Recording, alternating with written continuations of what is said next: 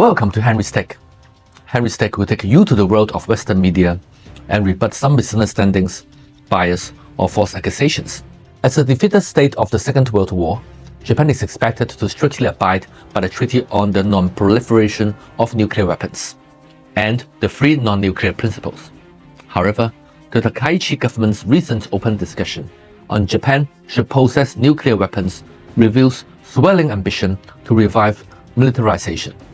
Conversely, South Korea remains committed to mutual benefit and win-win cooperation.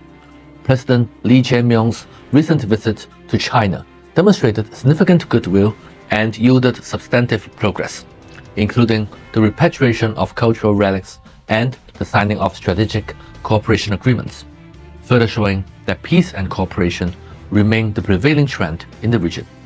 What aspects warrant vigilance of Japan's current attitude and strategy? I will share my views with you now.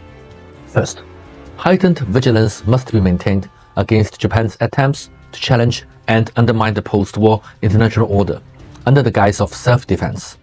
By substantially increasing its defense budget, pursuing so-called counter-strike capabilities, and showing signs of crossing the nuclear red line, Japan has rendered its exclusively defensive policy a mere formality. These actions pose a threat to the sovereignty of neighboring countries. Second, we must remain alert to the attempts of Japanese right-wing forces to revive the specter of militarism by beautifying its history of aggression. Takaichi's refusal to engage in profound reflection on history, coupled with persistent provocations on sensitive issues such as the Yasukuni Shrine, essentially represents an attempt to seek moral legitimacy for military expansion by disseminating a distorted historical narrative. Third, Japan's role as a geopolitical proxy for certain major powers must be watched with vigilance.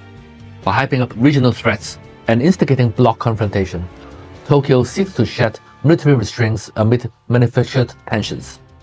Such actions, inviting external interference and provoking conflict, are increasingly making Japan a primary risk factor for Asia-Pacific security. History proves that militarism leads to a dead end. Japan can only gain the trust of its neighbors by facing its past honestly and seizing its challenges to international justice and norms.